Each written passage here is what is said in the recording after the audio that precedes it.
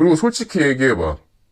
담임 목사 조건에 학위 안 들어가면 니네 그거 안 하고 있을 거잖아.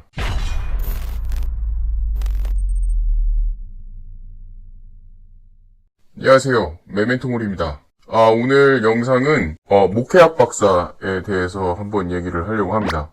지금 목회학 박사를 따고 계셨거나 아니면 목회학 박사를 따신 분이거나 아니면 따실 생각이 있는 분들은 제 유튜브 채널을 시청해주세요. 자, 여러분, 목회학 박사에 대해서 제가 예전부터 하고 싶었던 주제였는데 지금 하게 됐습니다. 여러분, 목회학 박사를 제가 쓰레기 학위다라고 생각하는 이유가 있어요. 이렇게 들으시면 목회학 박사 따신 분들이나 뭐 신대원이나 신학교에 있는 분들은 좀 짜증날 수도 있는데 제가 그 이유를 말씀을 드리겠습니다. 우선은 학위가 쓰레기인 이유가 따는 사람들이 쓰레기라서 그렇습니다. 간단한 예를 들어드릴까요? 목회학 박사를 따시려는 분들이나 딴 분들, 그 딴 이유가 뭔지를 밝히면 그 이유가 다 드러나요. 왜 그러냐? 바로 담임, 목사, 청빙 조건에 박사 학위가 들어가기 때문입니다. 근데 그러면 따는 게 뭐가 잘못이냐? 딸 수도 있지라고 얘기를 하겠지만, 목회학이라는 그런 어떤 특별한 학위는요, 굉장히 어떤 아름다운 학위인데, 그런 사람들로 인해서 오염이 돼버렸기 때문에 제가 비판을 하는 겁니다. 여러분, 학문은요, 순수하게 학문으로 남아야 그 빛을 발할 수가 있는 겁니다. 그런데 지금 신대원에 있는 석사나 박사학위는 모두 뭘로 귀결이 되느냐? 바로 담임 목사라는 청빙 조건에 귀결이 되어 있어요. 솔직하게 얘기해서 청빙 조건에 담임 목사 박사 자격이나 학위 같은 게 들어있지 않으면 아마 내가 보기엔 90%는 그 학위를 하고 있지 않을 겁니다. 돈 주면 딴다라는 그런 얘기가 이미 공공연하게 돌고 있어요. 그리고 솔직히 돈 주고 따고 있는 거 맞고. 근데 웃긴 건 목회학 박사를 따신 분들도 자기가 그 목회학이 부끄러운지 박사 땄다고 그러지 목회학 박사 땄다고 얘기는 또 안 하더라고. 자기도 부끄러운 거지. 여러분, 목회학 박사란 게 뭔지를 알고 싶으면 제가 설명을 해드릴게요. 목회학 박사란 게 왜 가치가 있는지, 근데 왜 지금 제가 쓰레기라고 얘기하는지 알려드리겠습니다. 간단하게 설명해 드릴게요. 내가 만약에 동성애자들을 위한 교회를 목회를 했다고 칩시다. 동성애자들만 있는 교회. 여자든 남자든 뭐 게이라고 칠게요. 남자들만 있는 게이 교회를 제가 담임을 했어요. 어쩌다 보니까 내가 한 30살부터 게이가 있는 교회 공동체의 담임 목사가 됐어. 그럼 여러분, 그 교회가 순탄하진 않겠죠. 힘들겠죠. 그러면 30년 동안 쭉 해서 내가 이제 60살이 됐단 말이야? 60세가 됐어? 그러면 이제 목회를 마무리해야 될 때가 온 거예요. 근데 이분이 이 목회가 너무 특수성이 있다 보니까 자기가 목회를 해왔던 상담이라든지 설교라든지 뭐 목양이라든지 이런 모든 자료들, 30년 동안 모아왔던 자료들을 가지고 박사 학위를 받으러 가는데, 여러분 솔직히 목회라는 걸로 보면 30년 동안 연구했던 이 가치가 있잖아요. 이거를 인정해주는 학문이 바로 목회학 박사, 목회학 석사, 목회학 과정입니다. 그래서 나중에 누군가가 동성애자들을 위한 교회를 맡았을 때 자기가 했던 그런 어떤 일들을 모든 걸 종합해서 도움이 되도록 남겨놓는 거. 그러니까 자기가 해왔던 뭐 과오들을 더 이상 밟지 않고 더 한 단계 높은 그런 목회를 할 수 있도록 결과물, 그러니까 학문으로서 남겨놓는 게 목회학 석박사 학위의 요지예요. 그러면 이 목회학 박사를 하려면 첫 번째 자기 목회를 해야 되고, 두 번째 한 20년에서 30년 동안 쭉 해온 사람만이 할 수 있는 학문입니다. 그런데 그 학문의 90%를 어떤 사람이 따느냐? 부목사들이 따요. 담임 목사 가기 전에 이 목회학 박사를 따려고 이걸 한단 말입니다. 그러면 여기에서 웃긴 게 뭐냐면 부목사는 자기 목회하는 게 아니죠.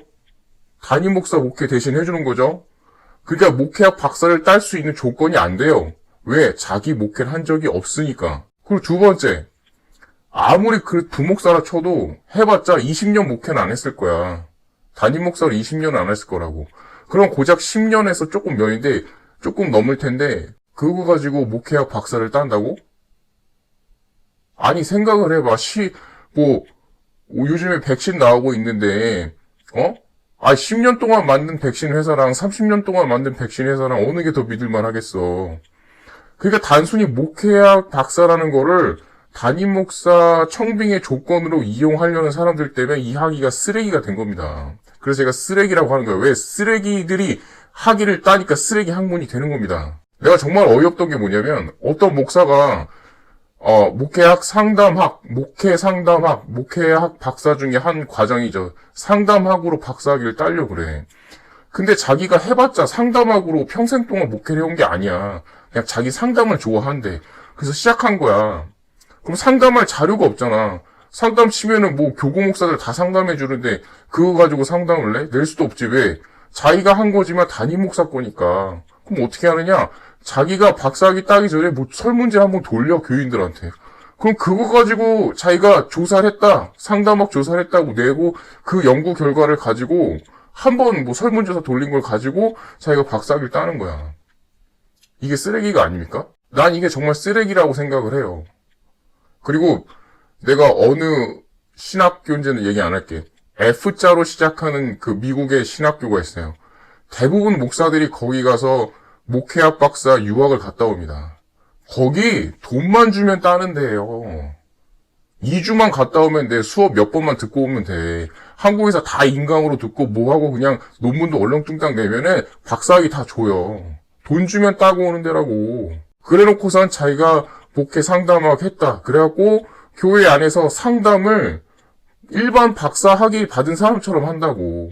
여러분, 목회학이라는 거는요, 정말 힘든 목회, 유니크한 목회, 특수한 목회, 아니면 30년 동안 자기 목회를 열심히 해왔던 사람들, 아니면 개척교회를 30살부터 나가가지고 70세까지 은퇴할 때까지 한 교회만을 개척을 섬겼던 분들, 불모지에 섬겨한 분들, 이런 분들에게 가치가 있는 학위입니다.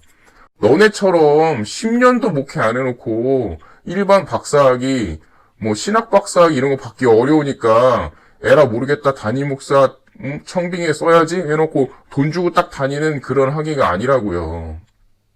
니넨 그렇게 얘기하겠지. 우리도 공부 열심히 한다. 우리 박사학위 논문 쓴다. 한다. 라고 얘기는 하지만 니네 그렇게 얘기하면 일반학 박사 하고 있는 사람들한테 개욕 먹어요. 그리고 솔직히 얘기해봐. 담임 목사 조건에 학위 안 들어가면 니네 그거 안 하고 있을 거잖아. 그치?